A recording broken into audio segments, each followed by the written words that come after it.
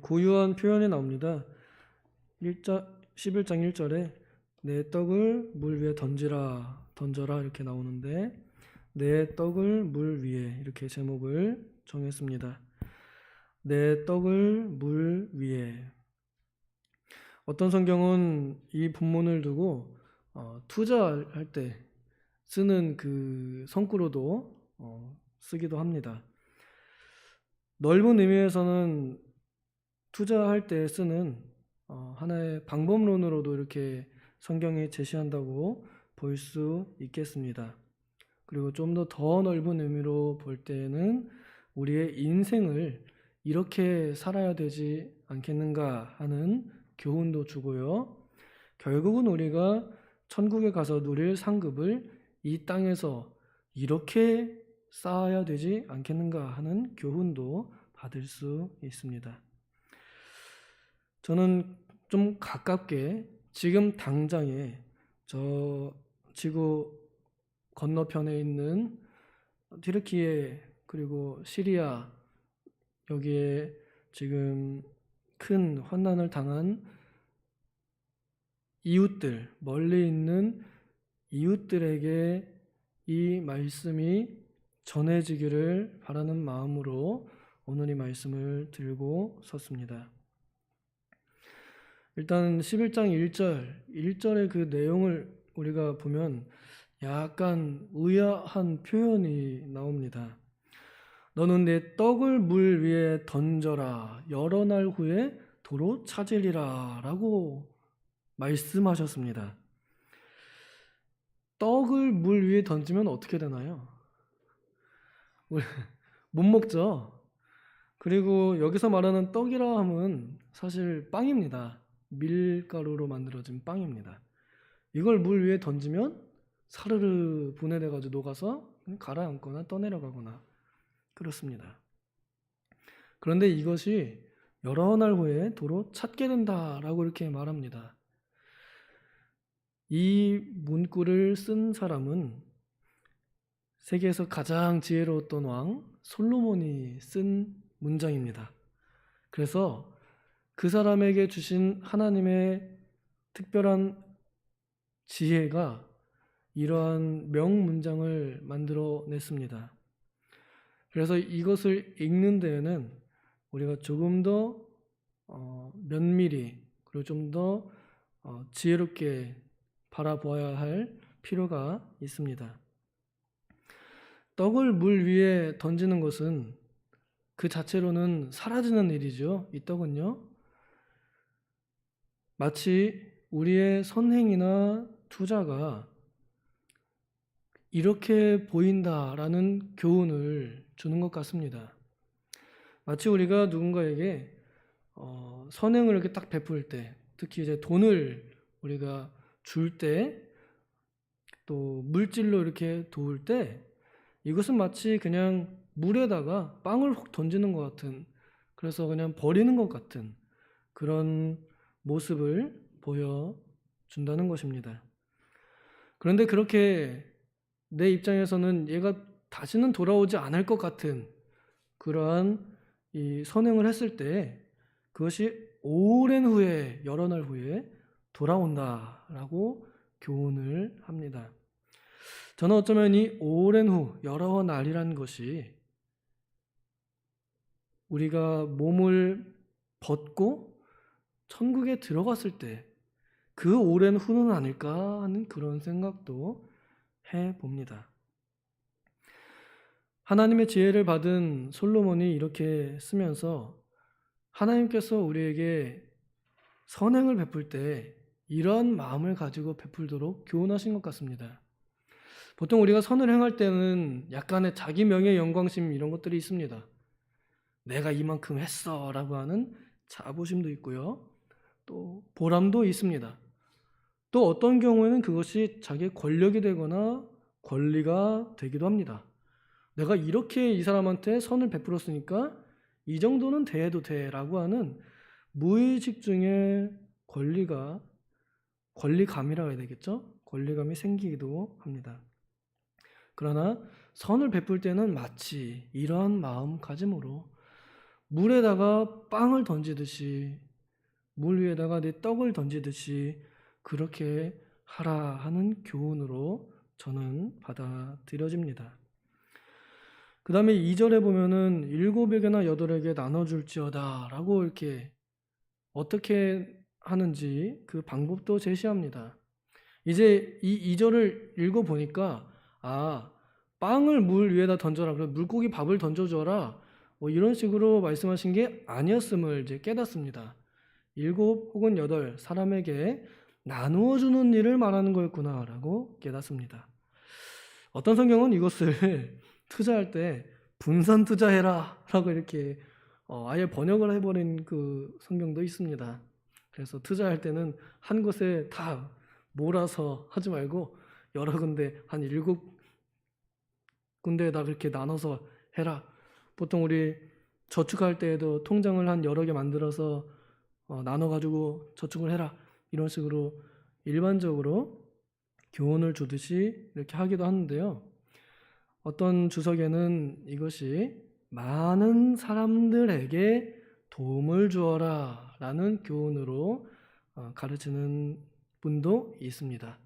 저는 이것이 조금 더 이 성경의 원 의미에 가깝다고 생각합니다. 7 혹은 8명에게 도와주는 것은 쉬운 일이 아닙니다. 한 사람 도와주는 것도 쉬운 일이 아닌데 7명을 도와주고 거기다가 1명 더 했어? 8까지 도와주라.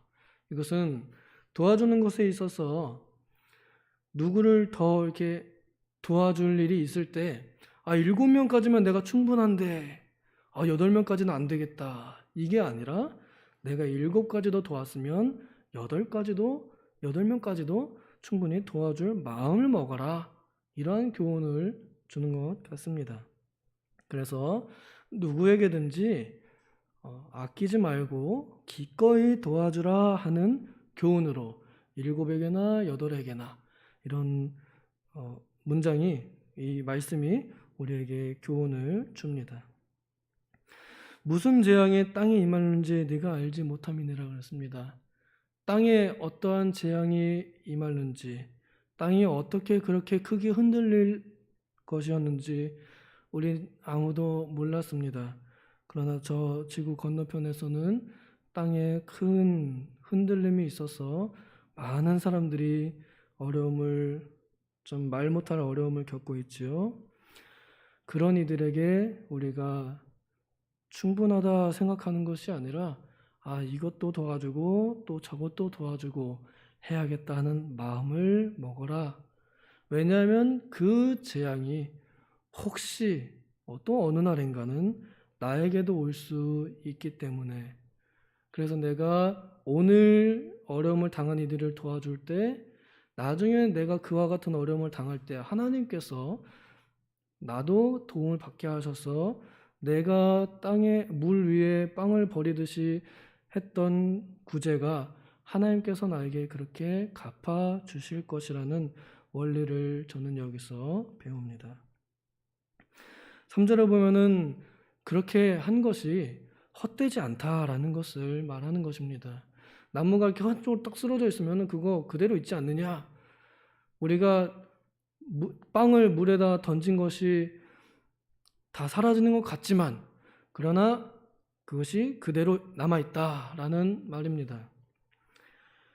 잠언 19장 17절에 가난한 사람에게 도와주는 것은 하나님께 빌려드리는 것이다 라고 하면서 매튜 헨리 목사님은 원금이 천국에 남아있다 라고 이렇게 표현하셨습니다. 그대로 남아있을 뿐 아니라 영원히 남아있습니다. 그래서 우리 믿는 사람들은 더욱더 어려운 사람들을 돕는 일에 힘쓰는 사람들입니다. 사실 알고 보면은 어려운 사람들 많이 돕는 사람들이 그리스도인인데요. 그런데 그것이 드러나 있지 않아서 사람들이 잘 모르고 맨날 욕합니다. 사실 우리 그리스도인들은 자기 아플 때를 생각해서 남을 돕는 사람들이기 때문에 우리가 참 많은 구제를 하고 있습니다. 사람들이 몰라준다 하더라도 하나님께서는 알아주시고 또 우리가 베푼 그 선행들은 그냥 사라지는 것이 아니라 하나님의 천국 창고에 쌓여 있다는 것입니다. 그런데 4절에 그냥 살펴보기만 하는 사람, 그냥 바라만 보는 사람은 거두지 못한다고 합니다. 그러니까 지켜만 보거나 혹은 고민만 하는 사람에게는 아무것도 없다는 뜻입니다. 이 구제와 선행을 실천하는 것만이 남는다는 말씀입니다. 성경 여러 군데 그 행위가 따를 것이다. 요한계시록에도 그 행위가 따름이니라 하죠. 그 실천한 것이 따라온다는 말입니다. 그래서 우리가 선을 베풀 때에 마음 먹은 것이 시작이지만 그것이 직접 내 손을 떠나서 내가 이젠 내 권한이나 내 어떤 의지가 작용하지 못하는 곳으로 보냈을 때 그때야말로 우리의 선행이 실천된 것이라 할 수 있겠습니다. 5절에 보면은 하나님의 일을 네가 알지 못하느니라 하셨습니다. 우리는 왜 그 땅이 흔들렸는지 알지 못합니다. 그리고 우리가 오늘날 뿌리는 선행이 어떻게 우리에게 다시 돌아오는지 우리는 그것도 모릅니다. 그렇지만 하나님께서는 반드시 하신다는 것을 우리는 알고 있습니다. 저는 우리 학생들을 대하면서 좀 약간 보긴 합니다. 이 아이들에게 한참 먹여놨더니 얘네들이 한 몇 년 지나더니 저를 먹여줍니다. 옛날엔 제가 밥을 사줬는데 이제는 저에게 밥을 사줍니다. 그걸 보면서 돌아오는구나 라는 것을 배우고 보고, 또 신앙의 성장에 있어서도 작년에 수련회 갔던 친구, 작년에 수련회 때 막 이것저것 불평, 막 강의가 왜 이렇게 깁니까? 이랬던 애들이 이번에 가가지고는 1등으로 봉사하는 그러한 모습, 이 변화를 봅니다. 하나님께서 어떻게 그렇게 변화시키는지를 알진 못하지만 봅니다. 그래서 우리가 투자하고 또 우리가 뿌리는 것은 분명히 거두게 된다는 것을 우리는 다 체험해 보고 있습니다. 그래서 6절에 아침에 씨를 뿌리고 저녁에도 손을 놓지 말라. 어떤 것이 잘 되는지, 혹시 둘 다 잘 되는지 네가 알지 못한다. 그래서 항상 뿌려라 라고 이렇게 교훈을 해 줍니다. 어떤 분은 이것을 아침은 청년의 때에, 또 저녁은 노년의 때에 이렇게 가르치기도 합니다. 청년의 때는 돈이 없으니까 구제를 못하겠다. 또 노인의 때에는 나는 지금 이제 얼마 살 날이 안 남았으므로 못하겠다. 뭐 이런 식으로 변명하지 말라 하는 교훈을 주기도 합니다. 우리가 어느 때든지 항상 뿌리는 사업을 해야 한다는 교훈을 주는 것입니다. 이때에는 이래서 안 되고 저때에는 저래서 안 되고 그러면 그 사람에게는 아무것도 돌아오는 것이 없다는 것입니다. 바울 사도는 디모데 목사님에게 편지하기를 세상의 부자들을 가르칠 때 이렇게 가르쳐라 하면서 디모데전서 6장에 이렇게 표현합니다. 세상 부자들에게 명령하여 덧없는 재물에 소망을 두지 말고 하나님께 소망을 두어 이 세상의 어려운 이들에게 도와줌으로 그들이 장래의 처소를 예비하게 해라. 이렇게 가르치라고 합니다. 우리는 다 부자가 아니지만 그러나 하나님께서 우리에게 주신 어느 정도의 재물은 누군가에게는 우리는 부자입니다. 우리는 하나님의 부자로 살 수 있는 기회를 지금 오늘 가지고 있습니다. 우리가 지금 부자일 때 천국에 가서 장래에 더 좋은 처소를 쌓을 수 있는 방법은 지금 내가 가진 것을 아침이든 저녁이든 어느 때에든 이래서 안 되고 저래서 안 되고가 아니라 그렇지만 뿌리고 그래도 뿌리는 이러한 삶을 살 때 그때 우리는 정말로 영생을 소유한 사람임이 증명됩니다. 여러분 아시죠? 부자 청년이 예수님께 왔다가 시험 들어서 돌아간 이유, 예수님께서 그때 너가 말씀 다 지켰냐? 그러면 네 재산 팔아가지고 가난한 사람 도와줘라 이랬더니 그 사람이 그 재산 때문에 근심하며 돌아갔습니다. 선행은 천국이 자기에게 있음을 확신하는 사람들이 즐거움으로 할 수 있습니다. 우리가 얼굴 한번 보지 못한 사람들에게, 그래서 다시는 그 사람들이 우리를 도와줄 것 같지 않고 보답할 것 같지 않은 그런 사람들에게라도 도움의 손길을 내미는 사람들은 그 사람이 아닌 어떻게든 역사하시는 하나님께서 나에게 돌려주실 것이라는 것을, 그리고 이 땅에서 아니더라도 하늘에서는 반드시 그 원금이 이자에 이자를 붙여서 나에게 돌아올 것이라는 영생을 믿는 사람들만 할 수 있는 일입니다.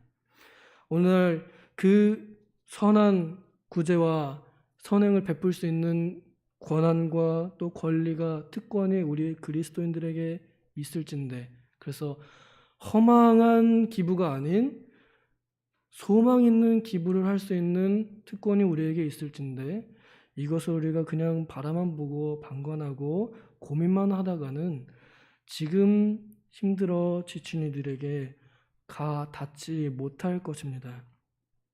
부디 바라건대 우리는 조금 더 선교에도 마찬가지고요.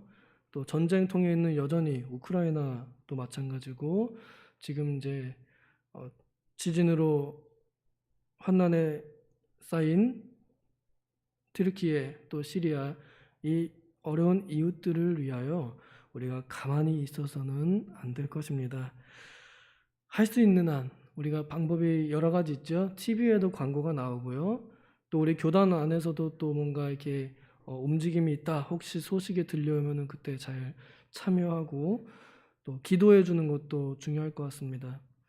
그리고 좀 더 넓은 범위로 볼 때요, 그냥 환난을 당한 이런 소식을 들은 사람들뿐만 아니라 우리의 삶의 이 투자도 이렇게 해야 될 것 같습니다. 우리는 사실 오늘의 이 모습이 옛날에 투자했던 내 모습 아닐까 싶어요. 내가 옛날에 투자했던 것이 오늘날의 내 모습을 만들었다 하는 것입니다. 그렇다면 앞으로 내 미래의 모습을 오늘 투자해야 할 것인데, 저는 우리 다음 세대들에게 좀 투자를 많이 하면 좋겠습니다. 그 사람들이 우리를 먹여 살려줘야 되기 때문에 지금 그들에게 잘 보여야지 그들이 그 고마움을 인식하고 나중에 우리에게 잘해주지 않을까, 전 그런 생각이 듭니다.